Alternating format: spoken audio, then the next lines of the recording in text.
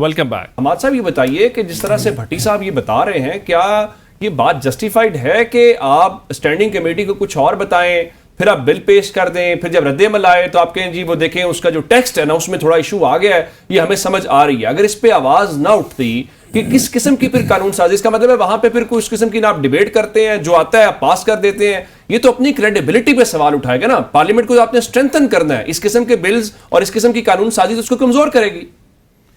देखिए ये पहली बार नहीं हुआ ये मुख्तलिफ हुकूमतों में इसी तरह होता है। एक अटेम्प्ट कर लेते हैं, जब उस पर रद्द-ए-अमल ताकतवर आ जाता है फिर उसके लिए कुछ न कुछ पीछे हट जाता है। मैंने कल इस पे ट्वीट किया था, बड़ा सख्त ट्वीट किया था।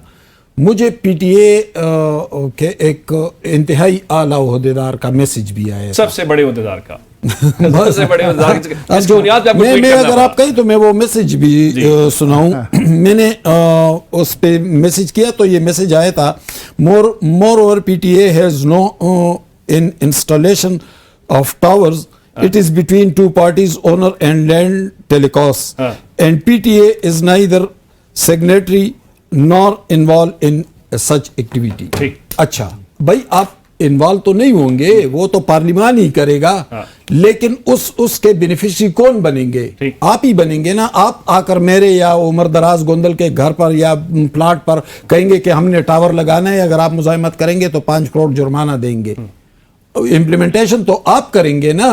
अच्छा, मैं आपको एक बात बताऊं, हो सकता है जब अगली बार ये भट्टी साहब की हुकूमत वो नए तमगों का ऐलान करे ना, तो डॉक्टर शीजा फातिमा का नाम भी उसका वो मिलना चाहिए उसको। अगर एमएनए-शिप मिली है ना, तो हमने तो कभी किसी तहरीक में नहीं दिया, हमने तो चीमा साहब डॉक्टर साहब को तो देखा था, इन्होंने भुगता भी है गालिबन। जो अगर मैं सही कह रहा हूं तो आपकी अहलिया पर भी केस बनाए गए थे, हालांकि वो एक घरेलू खातून है, इन्होंने तो भुगता है, उन्होंने पता नहीं क्या भुगता है। अगर ये यहाँ पे हमारे साथ बैठे हैं तो चलो ठीक है, मेरिट पर हैं, लेकिन वो उनको इनके ऊपर भी बिठाया गया। अच्छा, आते हैं बात की तरफ। देखिए इस तरह के अटेम्प्ट होते हैं, जब रद्द-ए-अमल आता है सख्त तो फिर उसको तब्दील कर लेते हैं। यहां भी वही हुआ।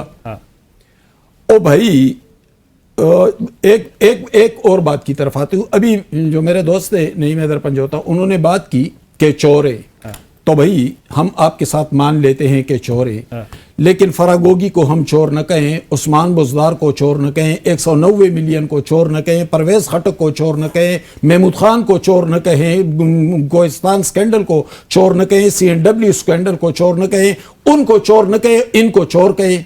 अच्छा, उनके हवालों से अदालतें फैसला करे, उनको रहा करे, तो उन अदालतों को करप्ट करे और कहे को भी चोर कह देना। मैं तो कह रहा हूं भाई, मैं नकवी है कौन? मैं तो कभी अपने मौक़िफ़ से पीछे नहीं हटा हूं। मैं तो कहता हूं मैं नकवी को मानता ही नहीं हूं, वो सियासी अमल का हिस्सा ही नहीं है। मैं तो कह रहा हूं, मैं तो फैसल वार्ड और मोहसिन नकवी जैसे किरदारों का सख्त नाक़िद हूं।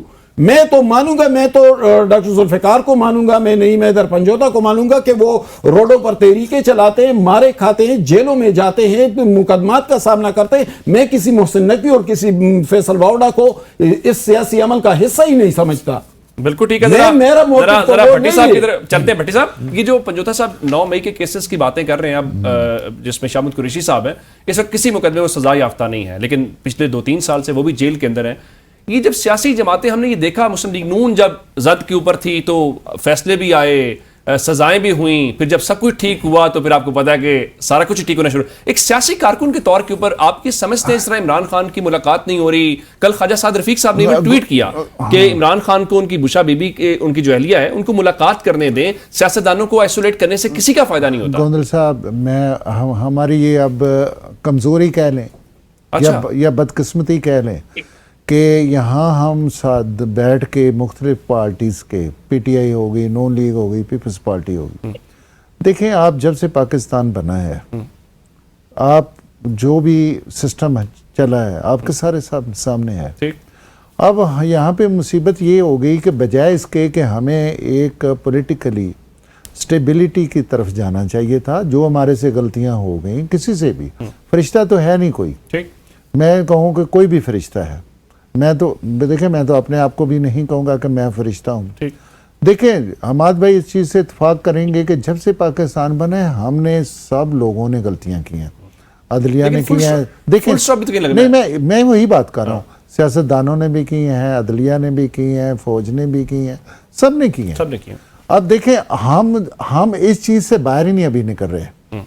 ये देखें कभी जो हमारे इससे पहले था, मैं तो कहता हूं कि असल में हुआ क्या कि देखें एक डका छुपा एक रोल तो था एस्टेब्लिशमेंट का, पाकिस्तान में छोड़ के पूरी दुनिया में होता है, आपको भी पता है। वो एक हद तक तो चीजें थी। जब ये चीजें इन्होंने 2018 में देखें, ये अब इनको चीजें जब ये बात करते हैं तो बुरी लगती है। देखें ना, ये फैज़ हमीद साहब ने इसको एक बड़ा वाज़े सा मैंडेट दे के, क्योंकि मैं सफ़र हूँ, मुझे पता है कि कहाँ कैसे कैसे हमें बुलाया जाता था, कैसे कैसे होते थे। मैं तो बिल्कुल खुली बात कर रहा हूँ, मीडिया में बैठ के कर रहा हूँ। तो उस वक्त तो ये सारी चीज़ें ठीक थी, और अब अपनी मेरी आप बात सुने, अब गलत हो गया और अब ये गलत हो गया। मैं ये कहता हूँ कि ये चीजों को छोड़ें बाबा, मेरी बात सुने, आप कदम बढ़ाएं। गोंदल साहब, इस बात को खुदा का वास्ता अब हम छोड़ें कि कौन सही है कौन गलत है, कौन चोर है कौन डाकू है। इस रोले से आगे निकलें, इस रोले से। प्राइम मिनिस्टर साहब ने देखें असेंबली में भी यही बात की है। मैं कहता हूं देखें ये गुजरते टाइम नहीं लगता, 2 साल 2.5 साल फिर ये इलेक्शन आने हैं।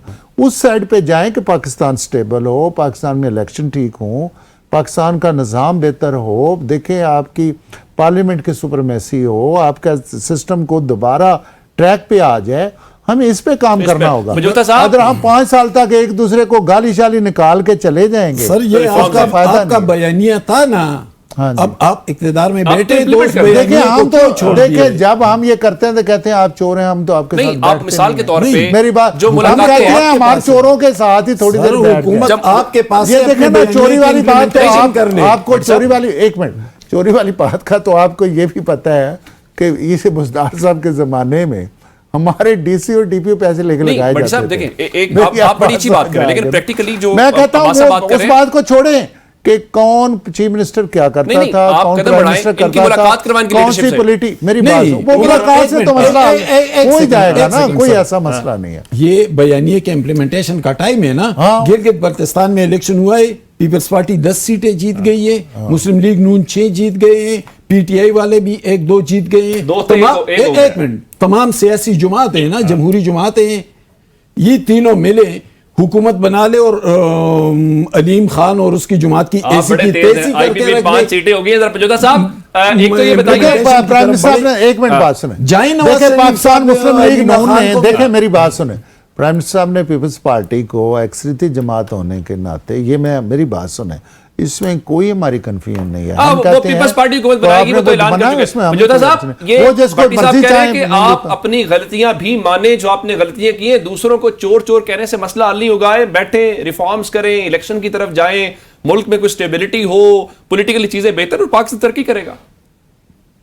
देखें, भट्टी साहब की बात का मैं रिस्पॉन्ड करते हुए जवाब दूंगा कि ये जो कह रहे हैं कि पार्लियामेंट की बालादस्ती हो, जमहूरियत हो, कानून हो, अदलिया आजाद हो, फ्री एंड फेयर इलेक्शन हो, पाकिस्तान में कानून और आइन की बालादस्ती हो, पाकिस्तान की मईशत बेहतर हो, पाकिस्तान में अमन हो, पाकिस्तान में सियासी इस्तेकाम आए, तो बिल्कुल इनको कहें कि अवाम का मैंडेट तस्लीम कर लें और कौम को लीडर जो मुहिब्बे वतन पाकिस्तानी झूठे मुकदमात में जेब में डाला है, झूठे मुकदमात में उसे रिहा करें और अपने केसेस अपना जो अवाम का फैसला वापस कर दे तो मामला ठीक हो जाएंगे। आप कहें कि मुल्क जो लूटा हुआ है वो लूटा रहे, जो इलेक्शन है वो धांधली चलती रहे, जो लूटमार जारी है वो जारी रहे, तो ऐसे कानून की बालादस्ती होती है। आप डील करके लंदन एग्रीमेंट के तहत इक़्तिदार के अंदर आए, तमाम आप अपने हल्के हारे हुए हैं, वार्ड हारे हुए हैं, ठीक है। आपके नवाज शरीफ जो लीडर हैं आपके, वो डॉक्टर यास्मीन राशिद जो जेल के अंदर कैंसर सर्वाइवर है, उससे हार गए। उसके बाद वो कहते हैं जी कि मैं जीत गया हूं, तो फिर ऐसे जमहूरियत आए, ऐसे कानून, ऐसे मुल्क आगे बढ़ेगा।